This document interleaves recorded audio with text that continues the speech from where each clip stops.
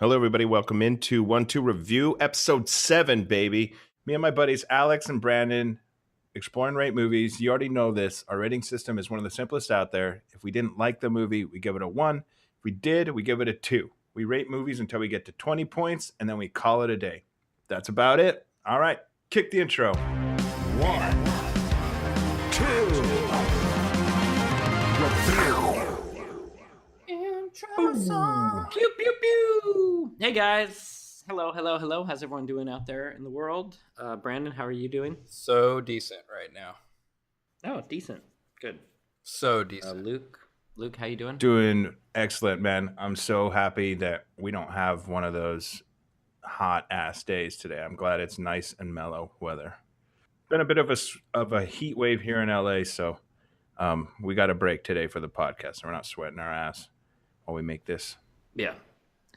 And I have a bit of news to tell, or we have a bit of news to tell. There will be less sweating in general on this podcast a little bit. We did a recording last week of an episode that didn't go too well. About halfway through, we got in a little bit of an argument between the three of us. As you all know, we've been putting a lot of time and energy into our big stone granite abacus. You know, lots of legal issues, lots of building, lots of fundraising, stuff like that. The truth is, Luke never really enjoyed working with the abacus. He was being a good friend. He was being a good, teammate on the group and supporting us and humoring us. But it was draining on him. It was physically demanding. It was exhausting. He was staying up really late at night. He had to grease the bars on it. He has to reset it all the time, all kinds of stuff. He has to do practice runs. Either way, we finally listened to him after a little bit of a fight. We all talked. It was good for us. We got rid of the abacus. We took the abacus, the granite one, and we found a place in Chinatown here in LA where we were able to trade it in. If anyone else wants to jump in here, that's totally cool. But we traded into this guy. Like, if I'm leaving anything out, anything that's important. It was a night when we did it.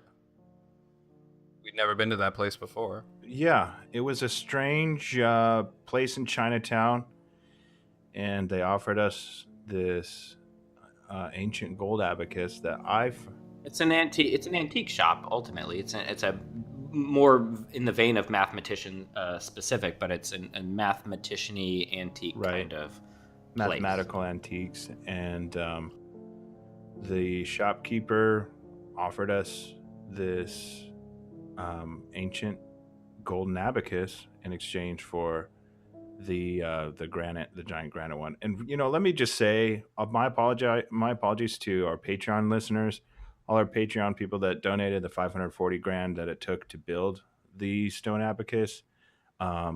It just turned out to be a lot more of a headache than we expected. It was a nightmare. It actually was a nightmare. I mean, there was an injury, there was legal trouble, and it just took a lot. It just really diverted my life in a really strange way. So I think this makes a lot more sense, this golden abacus. It's gorgeous, too. Let's not sell this thing short. We traded it. It was a straight deal. So this thing is actually worth the same amount. Yeah, this isn't only gold. This is aged gold. Am I correct? Aged gold. The guy said it's aged gold. This is from some very old Chinese dynasty of some kind. I didn't even catch that, but it's an ancient gold abacus. Yeah. I haven't seen it in person yet. I know I asked for photographs. You sent me some pictures, but I couldn't see it in the picture. Are you sure it was in frame? He said that pictures wouldn't come out the way that you think they will because it has a magical aura about it.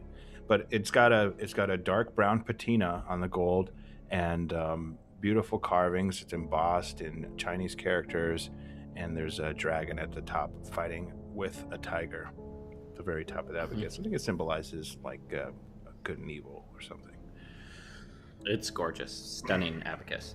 Yeah, let's actually review this abacus as a sidecar review. This won't go on our on the abacus itself. We're not gonna.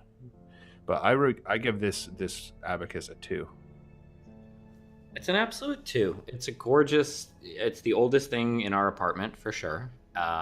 Maybe the oldest thing I've ever touched in my life. It's gorgeous. Yeah, it's an amazing, piece of history that we now own. That's a 2. Well, I certainly am intrigued. I am not convinced. I haven't even seen a photo. I've only heard your description. So as of right now, I'm going to give it a 1. Oh, no. Brandon, come on. Here's the thing, though, guys. I think we need to revisit this sidecar review after we actually use it for the episode. So let's postpone. Let's put the brakes on this sidecar for a sec. Revisit at the end of the episode. See what we think. Wait, is this a sidecar revisit review? Yeah, this is a classic sidecar revisit review. Got it. All right. Well, any other business we need to take care of before we jump into reviewing movies? Now that we've officially landed on all your favorite podcast listening directories, iTunes, Google Play, Zune directories, I would like to say we appreciate reviews. In fact, we need reviews. That's right. Listeners, if you liked our podcast, please share it. And more importantly, we need reviews. I had a chance of playing with iTunes review system, and their system is even simpler than ours. It's 5s. So get on iTunes and leave us a 5. Thanks in advance for carving out a little time in that hectic schedule to do that for us. And thank you. Cool. That's a lot of business. Let's get into the show, guys. All right. So this week, I'll kick it off with Two Dads Are Better Than None. And of course, for our listeners, that is spelled N-U-N, because this is a movie about two dads that have to pretend to be a nun. Mm-hmm. So yeah, it's a little dark. There's a party in the church, and these two dads, accidentally kill a nun, and they have to pretend to be her for not only the rest of the day, but then people start to believe the lie, and they end up having to be this nun for a very, very long time. Yeah, and the crazy part is they have to sneak out during the day and take care of each other's families. So one dad will dress up as the nun and, take care of the church processions and blessing and teaching the classes. And the other dad goes out and takes care of the families. And again, it is dark. The beginning where they accidentally they don't kill her. They scare her. She doesn't expect them in the room. They scare her. She has a heart attack. They feel guilty and they do this. It's not like they it wasn't murder violent or her. anything. Right. Yeah. Right. But it's still dark. It's dark that a poor nun dies. it was dark that they hid the body just in the church.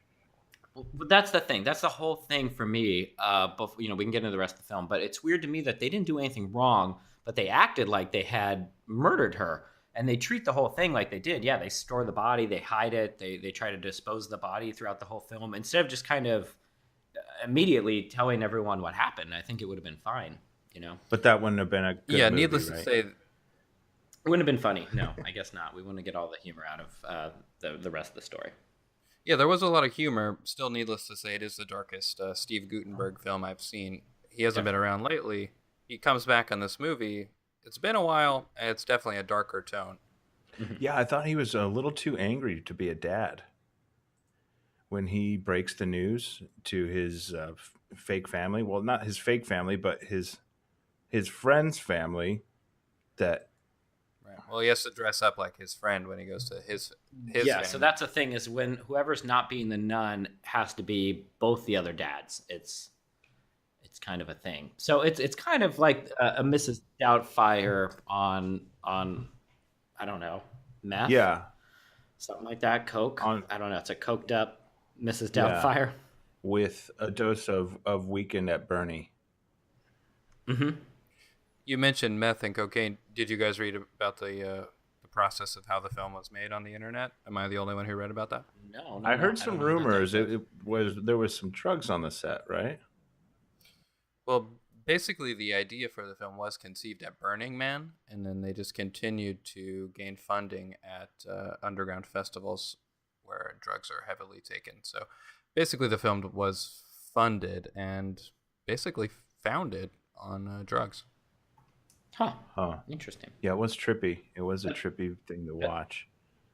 There's no drug references in the entire film, though. Not that I caught at all, ever. No, not at all. This is all behind the scenes stuff, like deep internet, dark web stuff. But did you guys see my notes on this? Cool. Like the background actors grinding their teeth. I think that might have been some sort of drug use. Let's let's not look into it. I just saw Everybody. half the background actors were grinding their teeth and scratching their arms, so I thought that was strange. Either way, it's an okay movie. I'm sure it will. You'll see it on a plane someday. I give two nuns are better than, or two dads are better than none a 1. Yeah, actually saw some entertainment value in this, but it didn't quite hit the spot for me. Although I like dads a lot, so I'm going to give it a 2. Okay, great. You know what? This is guaranteed to be classic in-flight entertainment, as you said, Alex. So I'm going to give it a 2. I have a feeling people might end up enjoying this film. Cool. All right, so two dads are better than none gets a 5 on the brand spanking new aged gold abacus. Okay. Wait. All right. Did you guys hear something? What was that? Sounded like a little scream or something? No, you didn't hear anything? I don't know, but you know what? When I touch this, when I touched the abacus, it did feel weird. Give me a weird, like, electric vibe.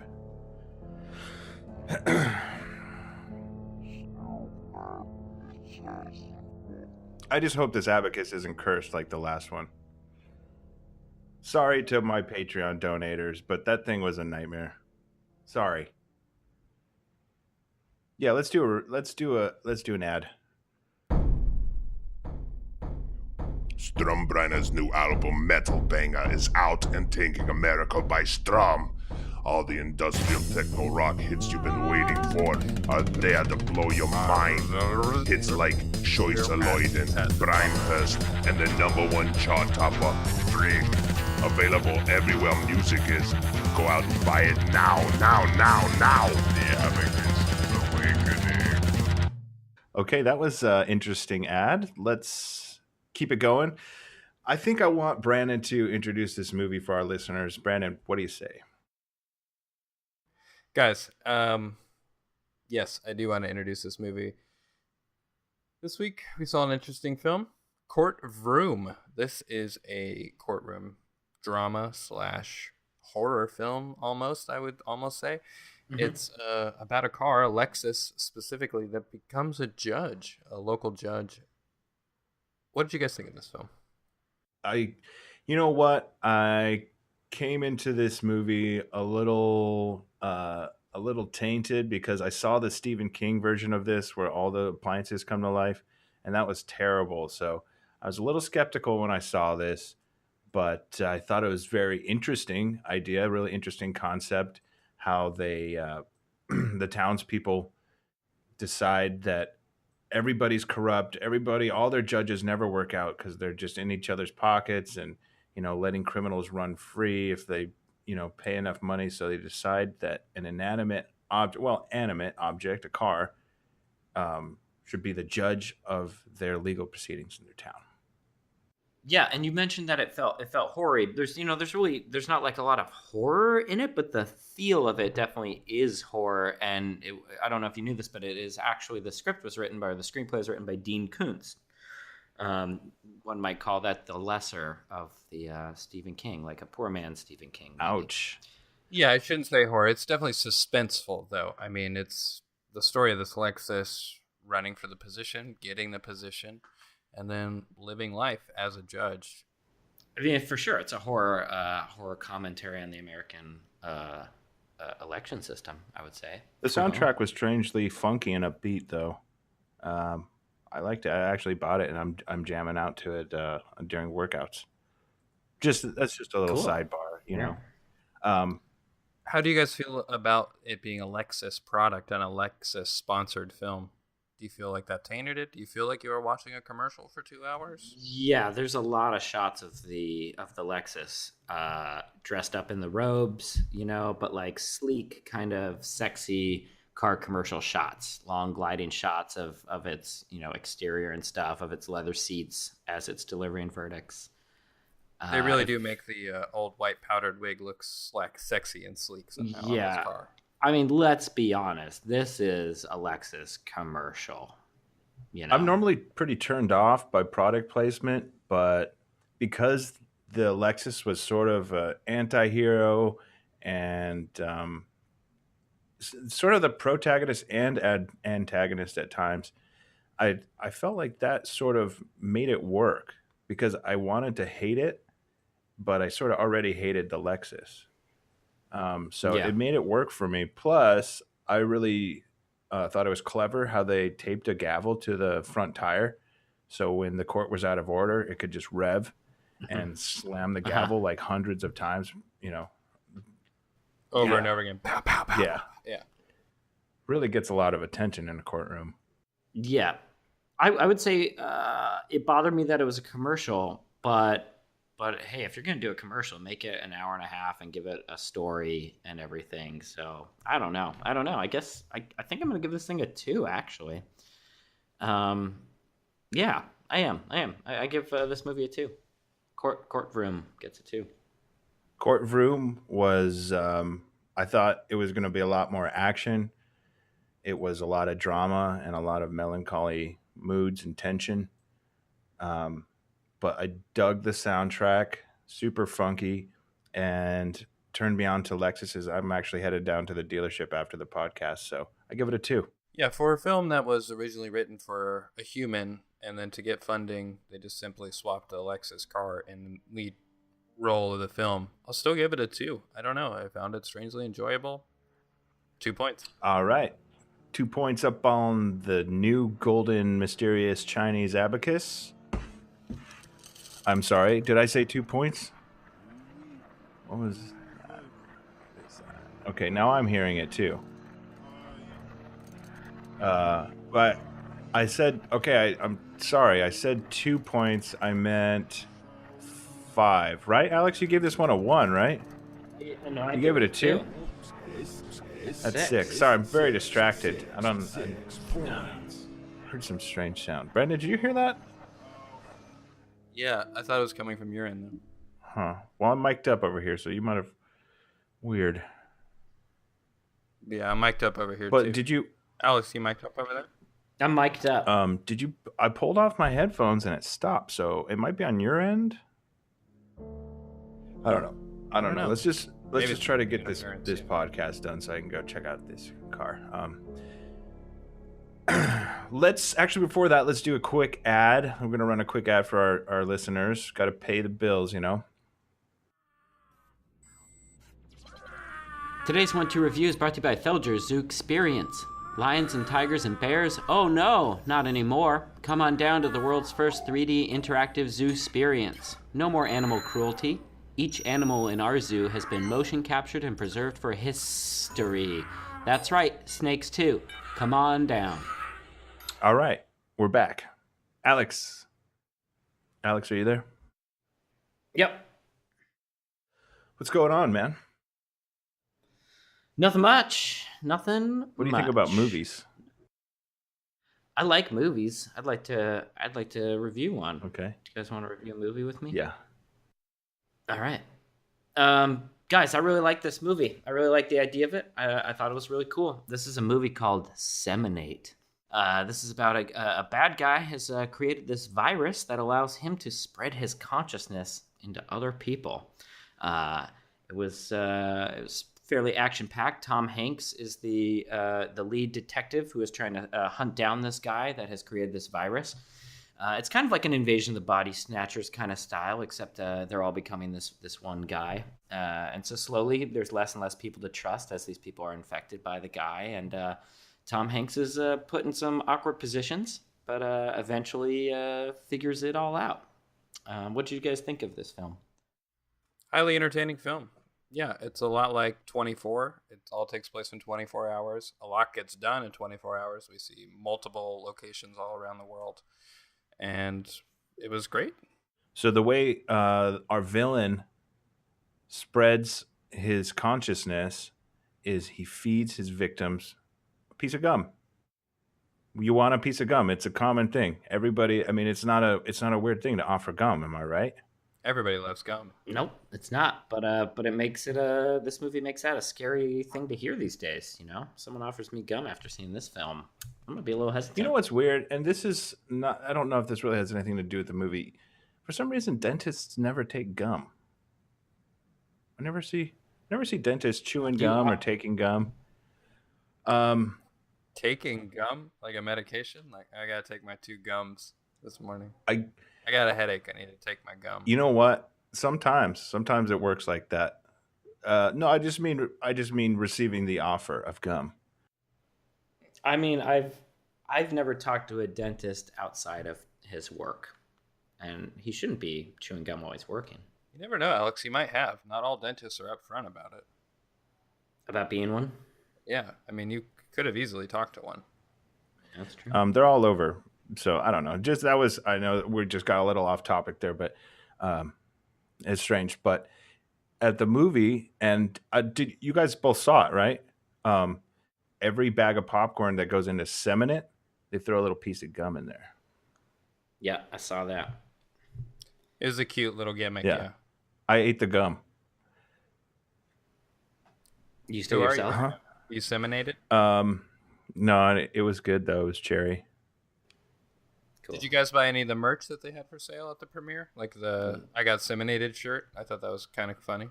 No, those were gross to me. It sounds gross. Or the one that said like, "Do you want any gum?" ? Ooh. I got the Seminate panties for my girlfriend. Nice. I don't like that they were selling panties at the movie theater.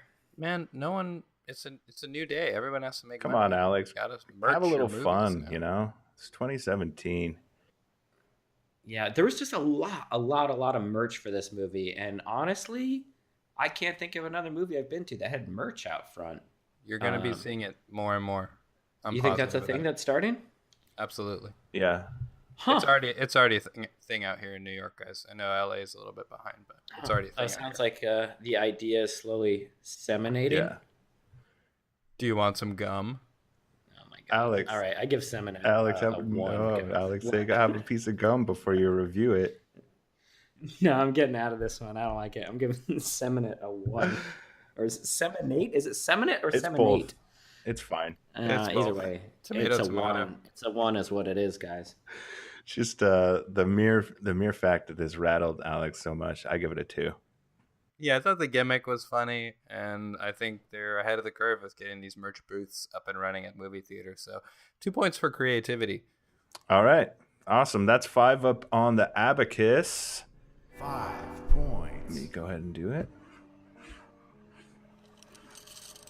All right. I can hear that. I can hear that. I do can hear that. and I What do is hear that? one. No, I can hear it. I don't know. It's not on my end. I really hope it stops. Now, the crazy thing is, I'm pulling my headphones off. Now, next time you guys hear that, pull off your headphones. See if you can hear it in the room. No, did it do it? No, I didn't hear it. I didn't hear it in my room either. Must be some weird interference. You know what? That does happen. So many things have to go right for technology to work, and so it might just be a little glitch on our recording software or the internet doing strange laser stuff. So who knows? Let's run another ad real quick, and then we'll come back to the podcast For our final review, hopefully. Yep. Reggae. It's not just about marijuana and sex. Reggae now offers drug-free all-age concert events. Find a reggae concert in your neighborhood at reggaenation.net, paid for by the Committee to Make Reggae Free Again. Thank you to Reggae, one of our sponsors.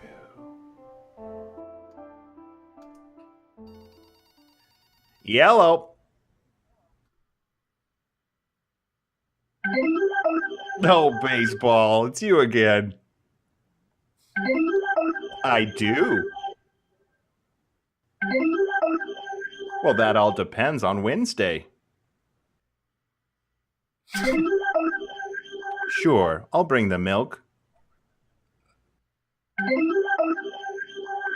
I think he is ready to take on that new skateboarding class. Luke, get off the phone. We gotta finish this up. All right, baseball. Hey, I gotta go. I got a podcast to do. You too.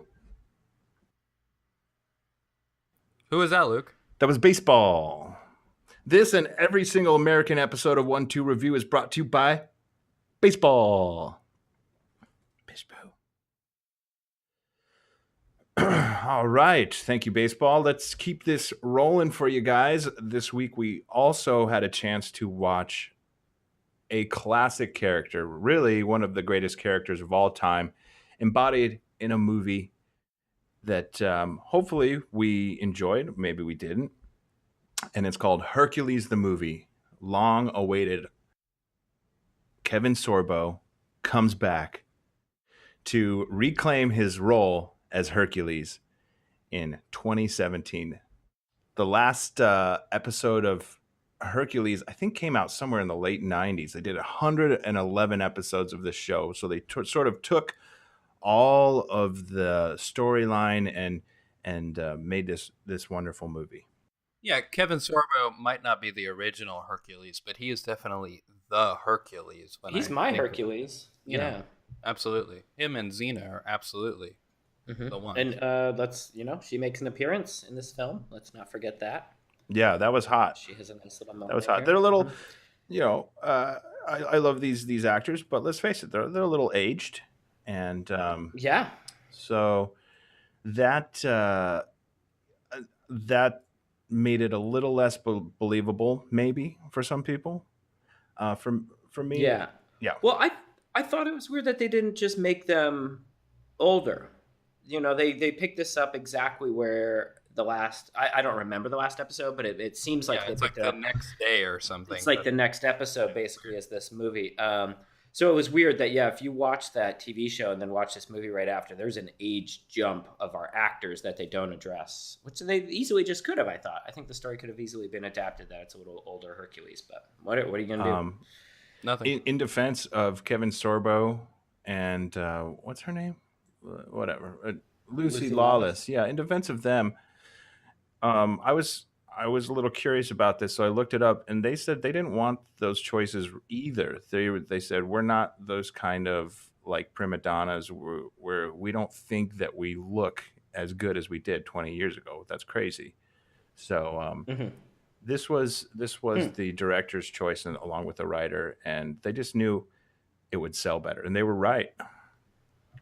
Well, this is what the people wanted. We failed to mention earlier, this is a GoFundMe movie. This is a crowdsourced film. This is what the people wanted. So everything, almost every page of the script was, approved by the GoFundMe audience. Not only almost what made it take so long. It was written on there too. Like a lot of it, like 90% of the script they said was written. People submitted like scenes, and that's why this. If you notice, that's why this whole thing was kind of a mess. They tied so many loose ends. I think they almost tied up every episode, all 111 episodes. They like added a little piece of it in there. It was That's a lot true. of stuff. It was a lot of just standing there explaining the plot. Like, okay, I got to kill you now because remember an episode, and they would actually list the episodes, just like in season 4, episode 12, when Gargaroth attacked the village and he wasn't supposed to, and all yada, yada, yada. And so actually the script was written on a Reddit thread, and just the upvotes made it to the final cut. Yeah. So that's what happens. If anyone wondered what would happen if you just let Reddit or any kind of a community write a film, this is what happens. So what I would say is it sounded like they did fix any plot holes that exist in the TV show were addressed and fixed through a lot of expository dialogue, but everything is fixed. So I think in a weird way, this movie makes the TV show airtight plot-wise. Yeah. That was the goal. But at the cost of an hour and a half of your life. Definitely for Hercules: The Legendary Journeys fans, this is just like the golden cherry on top of their Hercules sundae.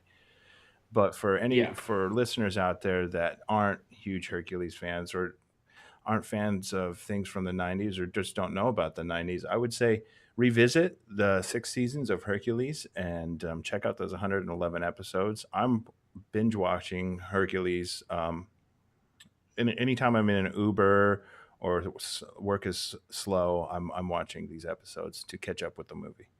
So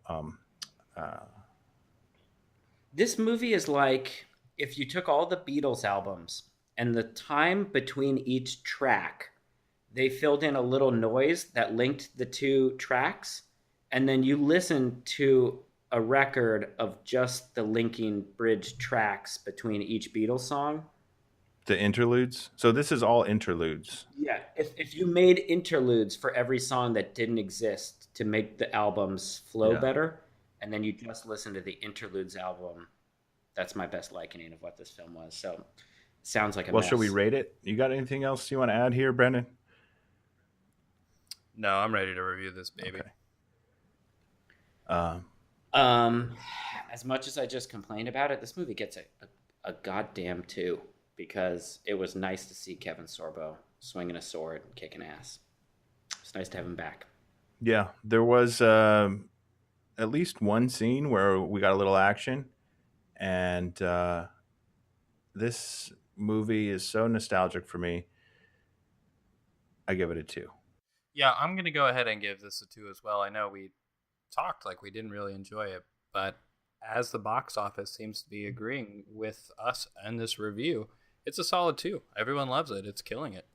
Mm-hmm. Okay, I'm going to go ahead and put 6 up on our ancient Chinese aged gold abacus. Here we go. I'm just going to ignore it. I'm just ignoring the sound. Just ignoring it.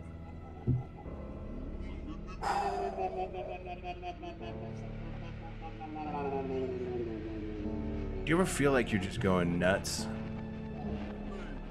All the time. You know? And there's no way to explain things to people. It's just inside your own head. I do.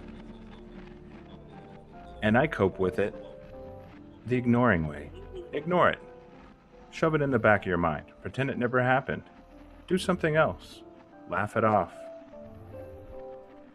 Whatever it is, ignore it. This episode of 1+2+review is brought to you by Ignoring It. Thanks, Luke. All right, guys, what an exciting week. How many points are we at? We're at a whole bundle of points, Brandon. I still don't know how to use an abacus. I'm embarrassed. You went to class, Luke. The training course, I know, I'm telling you, the training course didn't cover how to use it. It just covered abacus safety, ancient mathematical safety. Oh my God. We got to sign up for another class. This is going to be a long year. You know what the sad thing is, though? I went on the internet, and I really did this. I went on the internet, and I tried to figure out how to use an abacus. I watched a YouTube video and then read a tutorial. I still couldn't fucking figure it out. And I taught high school geometry. Mm-hmm. Oh my God. Okay, it must be tough. That's into why New Mexico has the worst schools in the country. It's because of me. Sorry, New Mexico. Hello, California. No worries. Time to destroy your youth. All right. Hey, good work, guys. That was fun. That was great. Brandon, are you out of time? I am out of time, unfortunately. I'm going to the beach, so we won't be able to record an episode next week, unless you guys want to do it without me. You're going to the beach for a whole week? A whole week, baby. Thank you all so much for joining us once again at 1+2+review. Join us again next week where we review Rattle Doe, Journey East, Talk to My Dad, Shabata, and Unbaby. Ladies and gentlemen, please feel free to review us on iTunes. It would do us a huge bit of service. Thank you so much and have a good week. Woo! Cool. Leave tabs open. Right.